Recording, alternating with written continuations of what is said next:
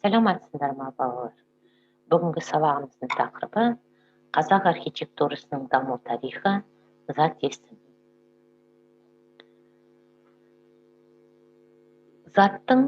Заттық ұғымының атын білдіретін сөздер зат есімдер деп аталады. Зат есімдер кім не деген сұрақтарға жауап береді. Қазақ тілінде кім деген сұрақ тек адамға ғана қойылады. Мысалы, ата, бала сөздері кім деген сұраққа жауап береді. Ал қалған жанды және жансыз зат есімдердің бәріне де не сұрағы қойылады. Мысалы, өзен, тау, кітап, университет, ит, мысық, аң. Зат есімнің бір тектес заттардың ішіндегі жеке бір затқа берілген атауы жалқы есім деп аталады. Яғни зат есімнің жалпы, деректі, дерексіз, дара, күрделі түрлері бар. Жалпы есімдер бас әріппен жазылады. Мысалы, Астана қаласы, Жайық өзені, Абай жолы романы. Біркелкі заттарға берілген жалпылама атау жалпы есім деп аталады. Мысалы, қала, орын, мемлекет, тау. Деректі зат есім дегеніміз өзіміз көзбен көріп, қолмен ұстап білетін зат есімдер. Мысалы, тау, үй, еден, қабырға. Дерексіз зат есім дегеніміз көзге көрінбегенмен адамның ойлауы нәтижесінде санамен ғана танылатын ұғым атаулары. Мысалы, қиял, арман, ой, сезім, білім, тағда басқалары. Дара және күрделі зат есімдер. Негізгі және туынды түбір арқылы жасалған зат есімдерді дара зат есім дейміз. Мысалы, оқушы, студент, құрылыс, көрермен. Екі немесе бірнеше сөздің бірігуі, қосарлануы, қысқаруы және тіркесу арқылы жасалған зат есімдерді күрделі зат есім дейміз.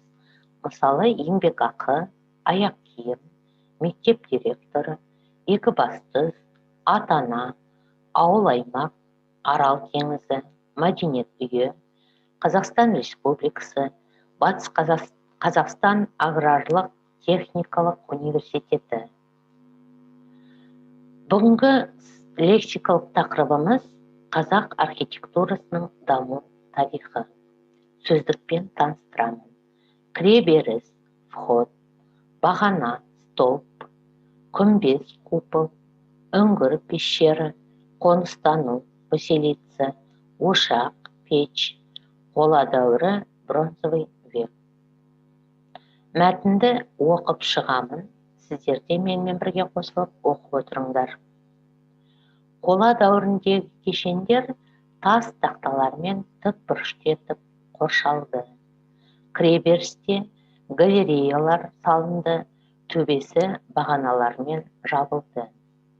Біздің заманымызға дейінгі 4-ші ғасырларда құрылыста төбені күмбездеп жабу тәсілі, сондай-ақ оның алуан түрлері, цилиндр, сопақ, кеспек тәрізді түрлері кеңінен қолданылды.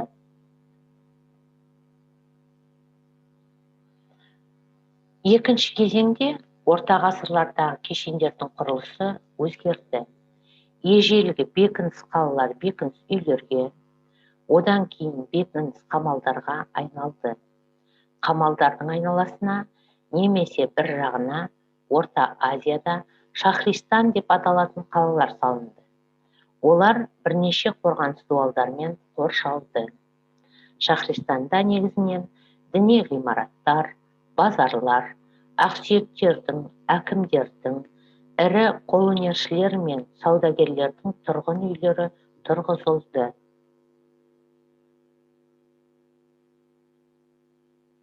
Үшінші кезең 15-18 ғасырлардағы Қазақстанның далалық аймақтарында салынған діни және мемориалдық ескерткіштер 3 негізгі топқа бөлінеді. Бірінші, күмбезді мазарлық, қоршаулар, қабір үстіндегі ескерткіштер және қабір үстіндегі ұстындар. 30-шы жылдардың басында Алматы қаласында құрылыс кең өріс алды. Түркістан-Сібір темір жолын салу және республика астанасын Алматыға көшіру қаланың қауырт өсуіне жағдай жасады. 1926-1934 жылдары үкімет үйінің ғимараты, байланыс үйі, Түрксиб темір жол басқармасы үйі салынды. Балалар, мәтінді оқып шықтық. Сіздер мәтінді жазып аласыңдар. Мәтінді 21 ғасырда салынған құрылыстар туралы мәлімет жинақтап жалғастырасыңдар. Тапсырмаларды орындаймыз. Бірінші тапсырма, жаңа ғана айтып кеттім, мәтінді жазып алып жалғастырасыңдар. Екінші тапсырма, мәтіннен термин сөздерді теріп жазып аласыңдар, анықтамасын бересіңдер. Үлгі: күмбез, купол. Күмбез жалпы жобасы шеңберленіп келген ғимараттар мен құрылыстардың төбесін жабуға қолданатын конструкциялық элементтердің бір түрі. Яғни бұл тапсырманы орындауда термин сөздерді жазып алып, қазақша, орысша анықтамасын бересіңдер. Бірінші жаттығу. Берілген мәтінді оқып шығамын. Мырзатай, әке-шешесі тірі кезінде бұған арнап асыраған ақ кептерлерін көріп қайту үшін сарқырамаға жиі барып тұратын. Бірақ оның бұл жолғы келуі көңіліне сүйеніш болған жоқ. Қайта жетім баланың қайғысына қайғы қоса түскен. Биіктігі 2 арқан бойындай үйдей тастардың арасынан тіп төмен шашырай құлап түсетін сарқыраманың жоғарғы жағындағы қия жартас қуыстарына ұя салып мекендеген бір үйір ақ кептер барған сайын азайып бара жатқан. Міне, мәтіннен зат есімдерді тауып, мағыналарын анықтайсыңдар, оларды жасалу жолына қарай талдайсыңдар. Үлгісін беріп отырмын.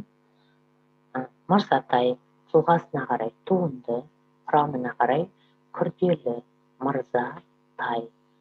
2 түбірдің бірігуінен жасалған. Мағынасына қарай деректі, жалпылай немесе жекелей атауына қарай жалпы зат есім. Үй тапсырмасы. Видеоматериал бойынша диалог құрастырасыңдар.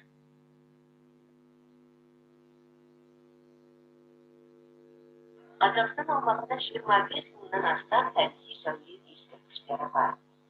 Біздің республикамыздың орталығы Астана қаласында этномәдени парк бар. Онда біздің кең байтақ отанымыздың әр аумағының қайталап бар тарихи жерлері бейнеленген. Шығыс Қазақстанды Шәкәрім мен Абайдың, Абылайкет, Қозы-Көрпеш, Баясұлу кесенелері сияқты тарихи мәдени ескерткіштері бейнелейді. Оңтүстік шығыс Қазақстанда Түркістандағы әйгілі Қожа Ахмет Яссауи кесенесі, Тараздағы Айша бибі, Алматы маңындағы Есік қорғаны, ал Қызылордада Қорқыт ата мазары орналасқан. Орталық Қазақстанда Жошы ханның әйгілі мазары бар. Солтүстік Қазақстандағы Бурабайда қазақ хандары Абылай мен Кенесарының ордалары орналасқан. Сырымбет өлкесі қазақтың белгілі ғалымы Шоқан Уәлихановтың туған жері. Батыс Қазақстанда көне қала Сарайшықтың қалдықтары бар. Бұл жерде қазақ хандарының, мысалы Қасым ханның бейіті бар. Қазақстанның әр аумағы өзінің көне де қазіргі кездегі тарихи сәулет ескерткіштерімен мақтанады. Бұл біздің халқымыздың мәдени мұрасы. Сабақты бағалау критерийлерімен таныстырамын. Бірінші, зат есім. Ережені түсініп жазып алады, 1 балл. Екінші, қазақ архитектурасының даму тарихы. Мәтінді түсініп оқиды, жазып алады.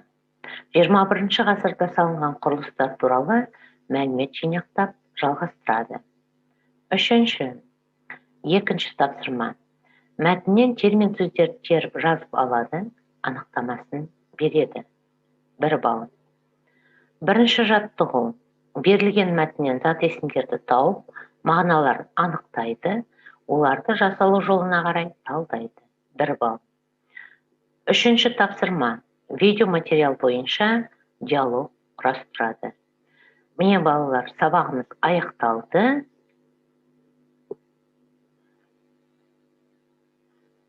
Берілген тапсырмаларды жақсы орындап, өте жақсы деген баға алады деп үміттенемін. Сәттілік тілеймін. Сау болыңдар.